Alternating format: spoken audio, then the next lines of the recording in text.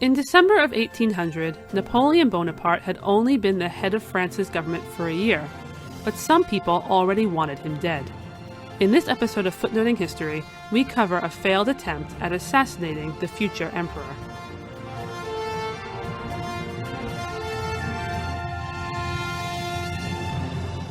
Hey everyone, Christine here to talk to you about my favorite historical family, the Bonapartes, and a time when some of Napoleon's detractors made themselves known very loudly.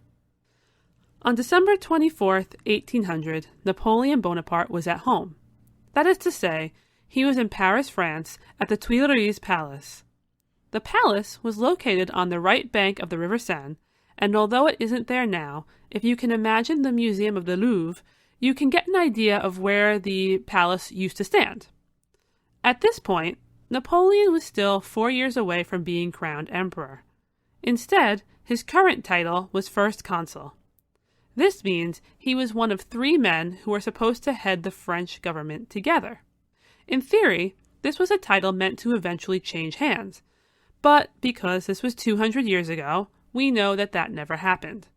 Napoleon would eventually work his way from First Consul for a specific term to First Consul for life, and ultimately to Emperor.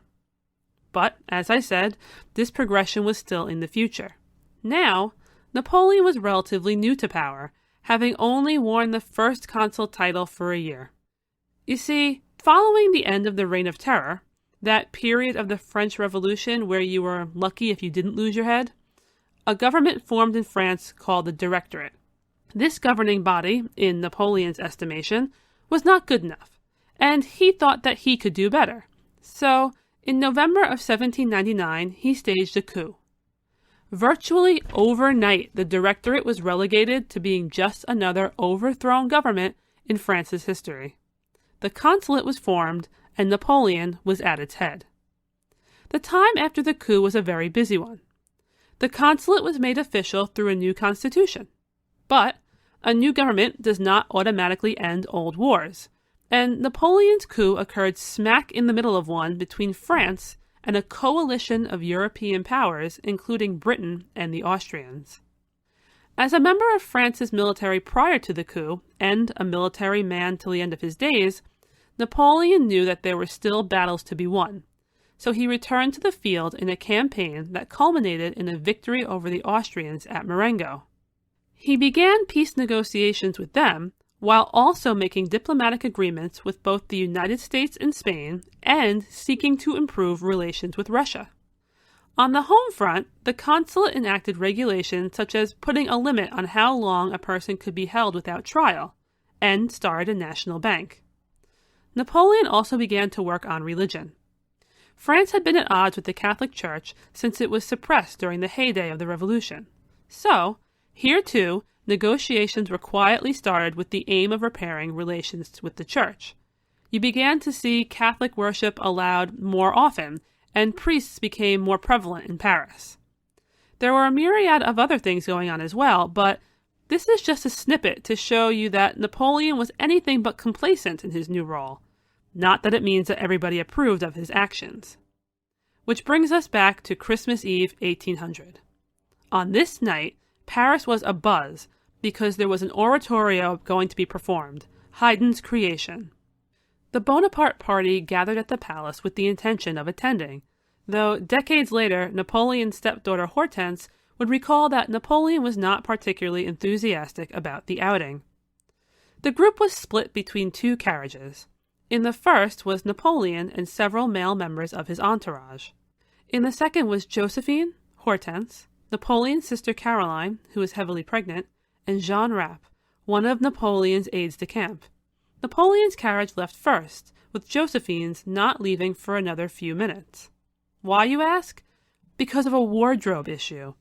Apparently, right before leaving, Josephine caused a brief delay while an adjustment to her shawl was made.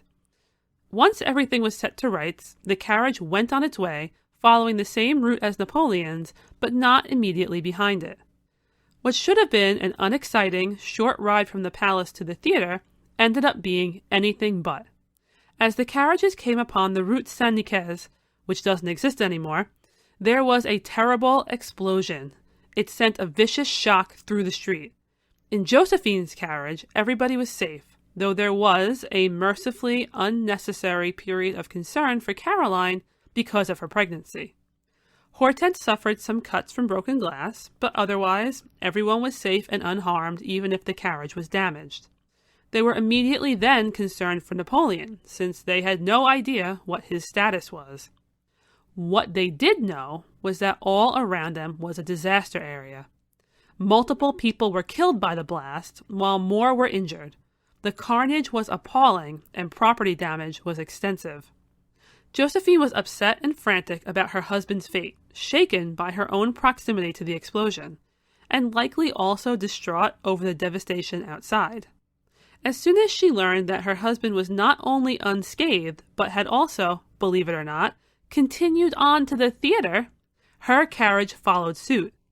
Rather miraculously, the explosion somehow happened after Napoleon had passed it and before they did. It was a lucky break for the Bonapartes, but certainly not for those on the streets.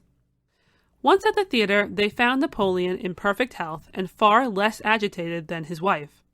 He had every intention of avoiding a fuss and sitting through the creation performance as if it was any other night, though Hortense would later write that he was incredibly disquieted when he received the full reports about the injuries and fatalities that occurred out of a desire to eliminate him. Of course, despite Napoleon's desire to keep things quiet, word did spread through the venue. After all, there had been a destructive explosion in the center of the city. One could hardly expect anyone to remain oblivious. But it didn't stop the Bonapartes from presenting a mostly united, calm front in their seats. I say mostly because, by all accounts I've read, Josephine had the hardest time putting her game face on and pretending that they had not almost just died.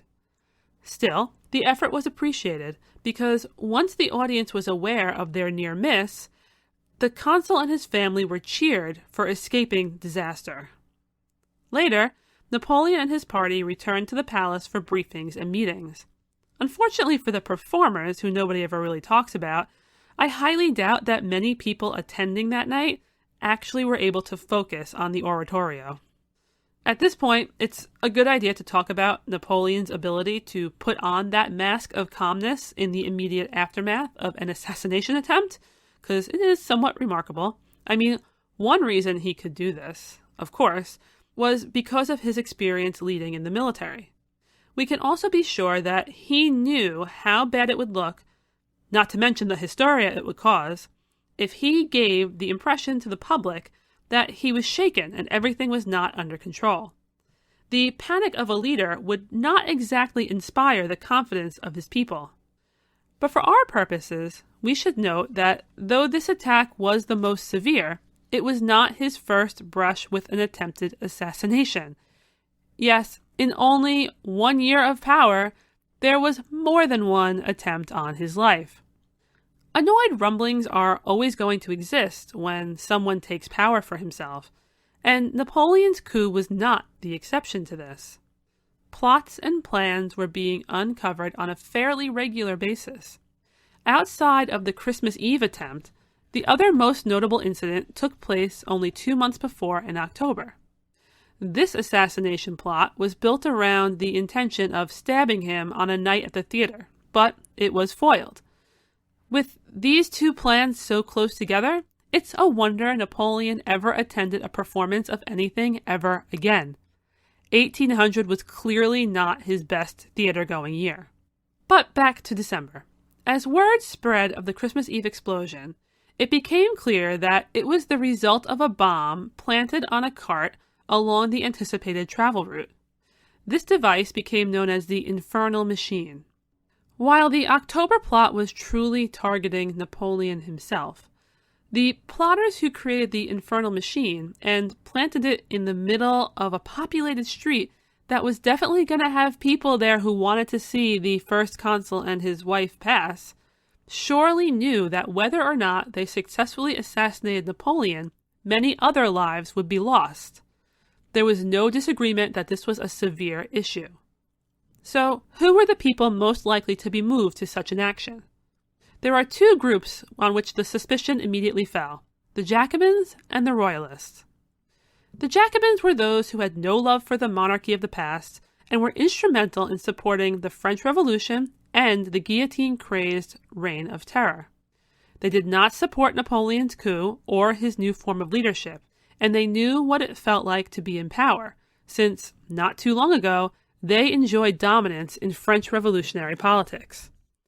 Napoleon may have wanted the people of France to feel like the revolution was over, but its ideals lived on in the Jacobin circles. The Royalists were also unimpressed with Napoleon. He had no intention of restoring the Bourbon dynasty, which to them was incredibly unacceptable. They wanted their kings and queens back. While many Royalists had fled to England long ago, there were still a good number in France, and some of them were no less afraid to rise up than the Jacobins, and had been doing so since the Revolution toppled the monarchy, suppressed Catholicism, and changed the France they knew.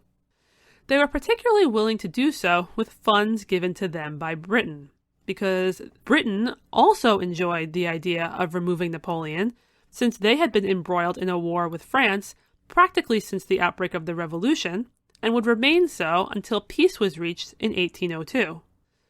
So as long as you aren't Napoleon himself, it's kind of funny to think that these two groups, the Jacobins and the likely British-backed Royalists, so diametrically opposed in everything they believed, were each potentially responsible for trying to kill him, even if it was for different reasons. I guess it becomes a matter of the enemy of my enemy is my friend, two people, or groups of people, with incredibly different ideas, both thrilled with the idea of maybe getting rid of Napoleon. So then, who did it? And also, does it really matter? It might seem like asking if it mattered is a bit odd, but a look at the events following the Christmas Eve assassination plot indicates that the fact that there was a nearly successful attack was more important in and of itself than who specifically planned it. It was, as they say, the last straw. Motivated by this event, Napoleon used it to stage a political purge. Although the government investigation traced the explosive plot to the Royalists, Napoleon saw the Jacobins as the greater long-term threat. In fact, when comparing the two groups, he said that while the Royalists were a skin disease, the Jacobins were an internal infection, and it became his goal to clear that infection out. He did this by rounding up 130 known Jacobins in January of 1801. Though they were innocent of the crime of planting the machine on the cart with the intention of killing Napoleon on the way to the theater, he pointed out that they had other crimes of which they were guilty in relation to the Revolution, including being in decision-making roles during the Reign of Terror, and some of them who seemed to have lesser criminal records, I should say, they got included in there too, because this was a mass roundup. To get rid of these Jacobins, who Napoleon called terrorists, he deported them. They were sent to Guyana, a place known for its climate being so brutal that it earned the nickname the Dry Guillotine. That sounds delightful. This, of course, doesn't mean that the Royalists got away with it.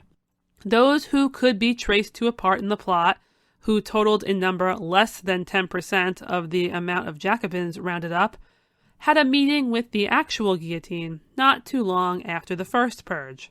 Message sent. Napoleon believed that you don't survive multiple attempts at assassination by sitting back and being afraid to retaliate, nor do you retain power by letting threats remain active, and you certainly don't gain people's confidence by showing fear. Though he would always be extra cautious about revealing his movements in advance, and he would be extra vigilant about security, the Jacobin purge in particular, at least in Napoleon's mind, dealt with the present situation in a way as beneficial to the consulate as possible. The early days of his regime were indeed fragile, and so his reaction to the largest near-successful attack against him was harsh, and it ranged broader than just those actually guilty of the crime. Napoleon would never know a time when everyone liked him. There would be more plots, more wars, and he would be exiled twice. But in the aftermath of Christmas Eve 1800, he made two things very clear.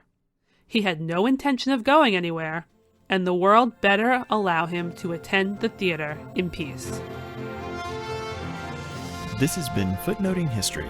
If you like the podcast, be sure to visit our website, footnotinghistory.com, where you can find links to further reading suggestions related to this week's episode, as well as a calendar of upcoming podcasts. You can also like us on Facebook and follow us on Twitter at History Footnote. Until next time, remember, the best stories are always in the footnotes.